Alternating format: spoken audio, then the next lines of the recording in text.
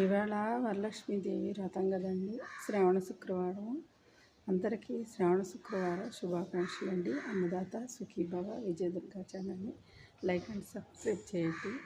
అలాగే మరి నిండు ముత్తైదులందరినీ పిలిచి పసుపు కుంకుమ పళ్ళు పూలు ఇచ్చుకోండి.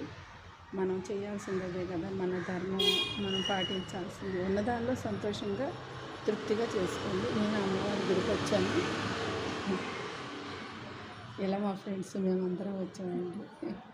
ఇలా పొద్దున్నే పూజ అయిపోగానే ఒకవేళ పొద్దున్నే లేసామనుకోండి, వ్రతం రోజు ముందు చక్కగా గుడికి వచ్చి చక్కగా మరి కుంకుమ పూజ చేయించుకోవటం వల్ల మనకి చాలా మంచిదండి. మరి వెంకటేశ్వర స్వామి గుడి అంటే మన